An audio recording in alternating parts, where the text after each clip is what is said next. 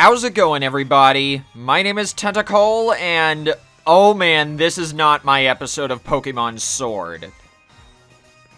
Last time, we made it through the final route of the Galar region to arrive here in Wyndon, the final major city of the game. And as we're getting started here, I might as well mention this episode is going to be recorded in post-commentary. Whenever I was trying to fix OBS Studio to record this episode, I thought I put my mic back on its own separate audio track. Turns out, nope, I actually removed it in the process. I have since recorded episode 25, and that has worked. But anyway, here in Wyndon... Oh, wait, hang on. I forgot I showed this off. Mr. Mime in the Galar region can evolve. I sadly am not going to use this Mr. Rhyme on my team. I've ultimately decided to keep Sherbert, my Vanillux, on the team. But I figured I might as well briefly show that. Anyway, here in the city of Wyndon, there is another hairstylist and another boutique if you want to change your trainer's looks again before going to the Pokemon League. Because this is the city of the Pokemon League. There's also a battle cafe, but I highly advise not going to that until after you beat the game. Because just like in Hammerlock, the levels of the Pokemon in the Battle Cafe are really freaking strong. Over there is a Nugget. That's a selling item. I believe it sells for 5,000 Pokédollars. And I guess past me was trying to showcase a few items that could be found across the city. Come on. I know you can do it. There we go. Over here is a grassy seed. It boosts the... I almost said the users. It boosts the holder's defense on grassy terrain. That is a status that we haven't encountered yet, and basically, whenever grassy terrain is active, any Pokemon that's on the ground will restore a bit of health at the end of each turn. Over here is another hotel, but that doesn't become important until much later. This is an air balloon item. The holder will levitate until they get hit with an attack. Like I said, I've already recorded up to episode 25. This should be episode 24. I think, if my math is correct, we should wrap this up by about episode 30 or 31. And if you guys have never seen the finale of Pokemon Sword and Shield, you're in for a real treat. The story has been, admittedly, a little shaky up until now, in my opinion. But things are about to pick up. You'll see. Ugh. Nearly choked on my own spit there. But yes, it's finally time to enter the Pokemon League. And Hop said, apparently Bed, or however you pronounce his name, couldn't make it. Attention gym challengers who have made it through the gym challenge. The semifinals will be starting soon. Please head to the stadium pitch when you are ready. Since the last episode, I actually trained up my party to around level 54. I figured we were gonna need it for this Pokemon League showdown. There's not much you can do in this locker room, so it's in your best interest to just save and then go out to the stadium. And it looks like our first opponent is Marnie. I knew you'd get all the badges and meet me here. I know that there's been a lot between us, what with my big brother, Team Yell, helping Spikemouth and all that. But the truth is, when all's said and done, I really just want to become champion for myself. So don't take it personal when I kick your butt. Oh, wait, I almost forgot. Marnie's final battle music is so freaking good. This is probably one of my favorite songs in the game. Top 3, probably. Take a listen to this banger.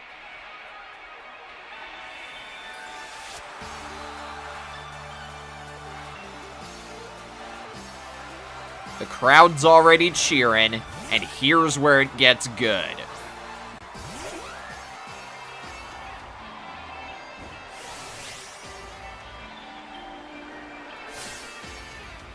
I gotta win this if I'm gonna be the champion. I'm coming at you with everything I got.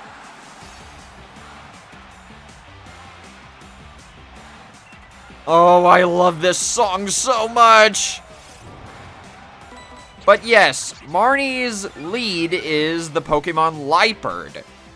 We encountered this whenever we got to Spikemouth, but I never really went over it. Liepard is a surprisingly fast physical dark-type attacker. For some reason, though, it can learn the move Nasty Plot, which raises its special attack. I don't get it. Oh, Toxicroak is out next. I had already forgotten what the game said, so it is a good thing I led with Terra.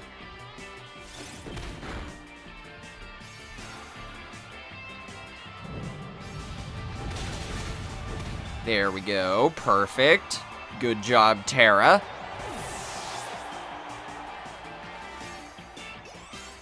These final battles might be a little easy if you're over-leveled, but I gotta admit, the music that's gonna play throughout them is very good at setting the mood for the final battle, if that makes sense.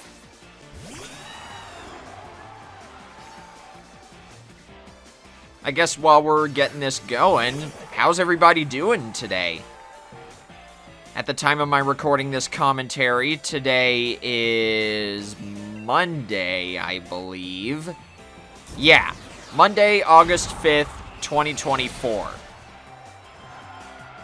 Not much has been going on for me. I recently got this game called Monster Rancher 1 and 2 Deluxe. It's kind of like one of those virtual pet raising games from way back when, but it was originally released on PlayStation 1 as 2 separate games, and then both Monster Rancher 1 and 2 were ported to Steam and the Nintendo Switch. Admittedly, I've been playing the second Monster Rancher a lot more than the first. I really gotta remember to at least start Monster Rancher 1. But anyway, that aside, Marnie's ace is about to hit the field. It's a Grimmsnarl, a Dark and Fairy type. However, there is something a little special. I got everyone's cheers backing me. I'm really gonna win this time, got it? But yes, there is something special about this Grimmsnarl. Let me see. Yeah, I think I do Dynamax Sage first.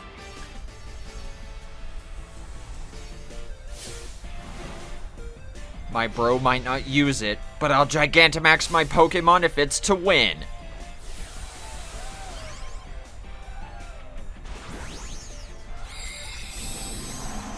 There it is! Grimmsnarl is capable of Gigantamaxing. Its signature move is G-Max Snooze, a Dark-type Dynamax move that inflicts the target with sleep 1 turn later. Luckily, I had Sage use... What am I trying to spit out? Sage used Max Starfall, so that prevented herself from falling asleep should Grimmsnarl use G-Max Snooze.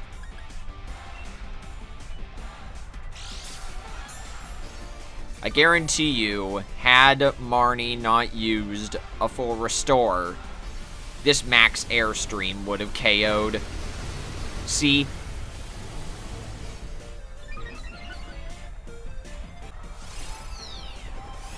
I was faster than Grimmsnarl anyway, but I guess the speed boost helped, because down goes Grimmsnarl.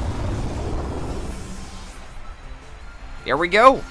First battle of the Pokemon League done and done already.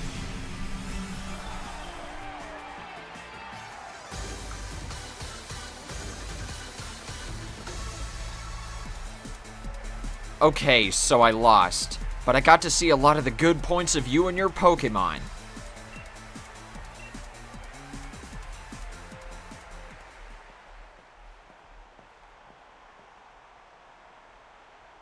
Everyone in the stadium was watching us during all that.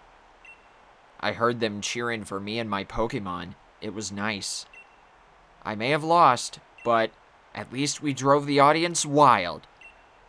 Well said, Marnie. But anyway, what I was trying to say earlier was Monster Rancher 1 released for the PlayStation 1 in 1998. The second game came out a year later, and then both games were ported to Steam and the Nintendo Switch as a double pack in 2021. And that's weird. Apparently, the previous battle ended really quickly, so we get to fight Hop now as part of the Pokemon League. This is the battle that made me want to keep Sherbert in the party. Oh, right! I taught Terra Breaking Swipe since the last episode. This is a 60 power physical dragon type move that hits both opponents in a double battle and lowers the target's attack by 1.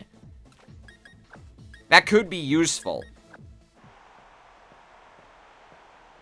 One last battle for all the marbles, Hop. I just had this sort of flashback, you know? Remember? Back when we were still in Postwick? When we got our Pokemon from Lee that day, I never would have dreamed that I'd end up standing here, facing you of all people. But it's time I finish what was started that day. Got it? The one who will become champion is me! I may have lost the voice I gave you, Hop, over the course of this Let's Play, but let's make this final battle one for the ages. Now, how do I put this? I'll just say it bluntly, I don't like this song. We battled back in the garden, but I'm really fired up for this match in the stadium. But yeah, like I was saying earlier, I don't get this song.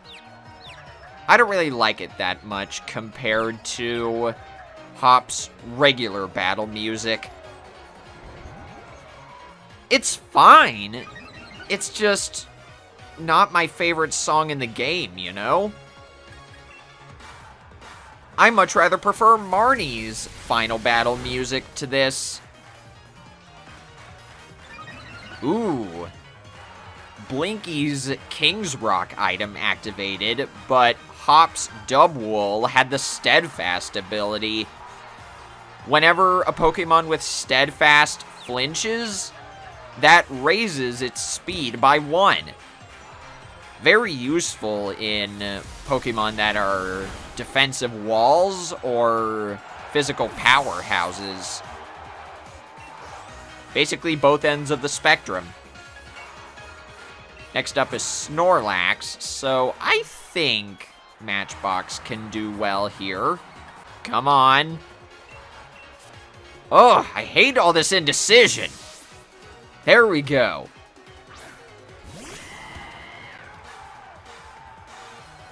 I did get rid of the move Double Kick a few episodes ago, but... yeah, I think it was for the best. I taught Matchbox the move Double Edge instead. It's a physical normal type move that hits the user with recoil damage later. Here, I chose to go for the paralysis cheese with Bounce. And... yeah, there it is. Hop's Snorlax apparently knows the move High Horsepower. How's that? I learned a lot by studying Lee's old matches. High Horsepower is nothing more than a really strong physical ground type move. It's unfortunately really inaccurate comparatively, but it's not bad for type coverage. And there we go, we got the paralysis cheese. I'm pretty sure around here I was saying something like, one Pyro Ball ought to finish the job.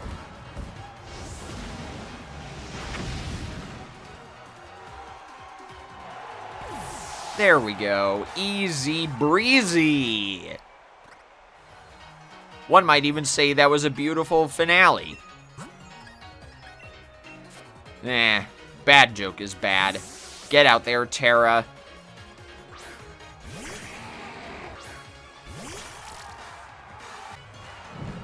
Pincurchin is super weak. I don't even know what its best, I guess, properties are. I've never even used the dang thing.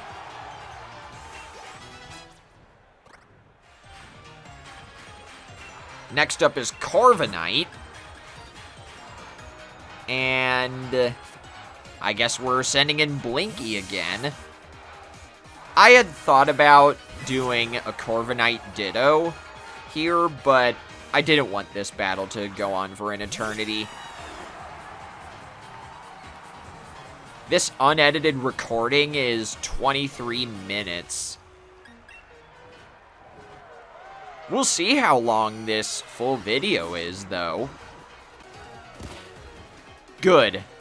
I didn't remember if Corviknight got hit with confusion there, but I'm glad it did. And we got the Parafusion hacks! Oh, baby! This was apparently my lucky recording. Even though I said earlier it wasn't due to my losing my mic audio.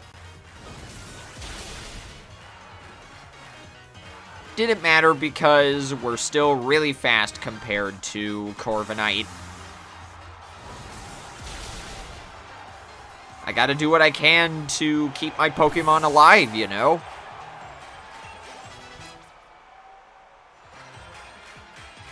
And last up is Hop's starter, Rillaboom. Here, I was like, this is your time, Sherbert. I wanted her to prove her mettle. Think you got me backed into a corner? No way! This'll just make my victory all the better. Yeah, that's what the Grass-type starter Grookey fully evolves into. Rillaboom's signature move is Drum Beating, a physical Grass-type move that lowers the target's speed by 1.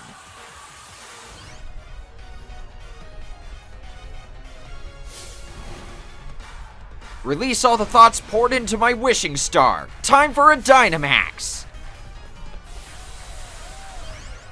That fade-in was gonna be awkward there, I'm afraid, but oh well. Hop's Rillaboom is Dynamaxed now.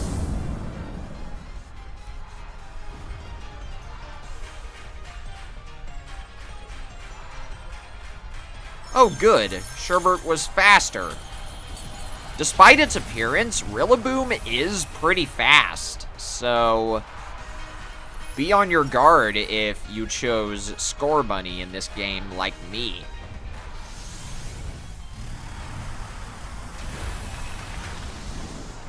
Oh wait, I also remember this. I ended up switching to Sherbert for this because I didn't want Matchbox to get wrecked by any rock or ground type move. I guess that strategy worked. And there's the maxed Steel Spike for the, I guess, humiliating defeat. Goodbye, Rillaboom. Also, what the heck am I saying? This recording wasn't 23 minutes long, it was 30 minutes long.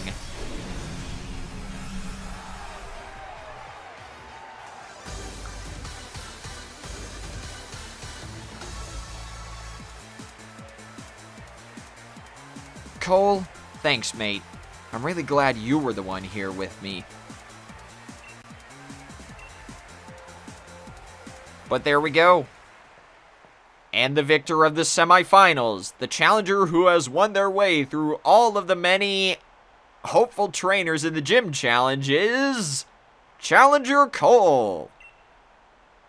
Yeah, that's right, I'm the best. You know, even when Sonia was saying that you and me looked like we could become heroes, I really never felt like one. But you, mate, I think maybe you really could do all sorts of great things. Good on you, Cole, and Lantern, and all the rest of your team. But that, I believe, is gonna be the end of the episode. Or wait, no, not quite yet. We have a few more cutscenes. And yes, Champion Leon here is to congratulate us. To think that the two of you, set out from the same town, I didn't get to read that. That burning desire to win, those moves filled with undefeatable passion. It was battling at its very purest, in every possible way. Are you sure about that, Leon? I pretty much wiped the floor with Hop's Pokemon. Right, we get stormed by this reporter. Question 1. Anytime. How does it feel to have defeated your rival? It doesn't quite feel real yet. If you wanted to tell Challenger Hop something right now, what would it be? I'd thank him for the great match. Question 3. Do I think I can win the finals? Oh, for sure. And thank you, Hop, for sticking up for me there. Although I didn't mind answering those questions.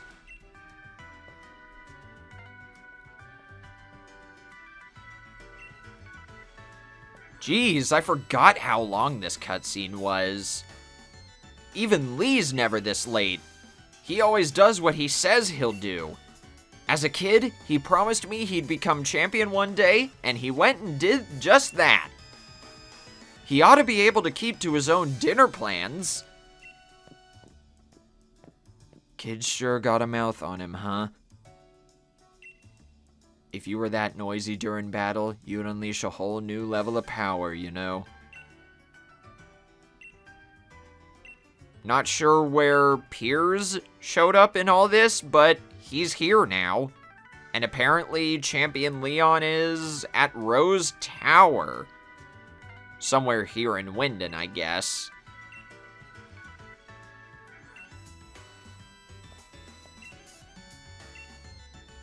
Hop insists that we need to go there, so who are we to disagree, you know? But anyway, that is gonna be it for this episode, for real this time. Next time on Pokemon Sword, we're gonna be heading to Rose Tower to see whatever it is Champion Leon is doing with the chairman. So until next time, this is Tentacle signing out. Take care, everybody.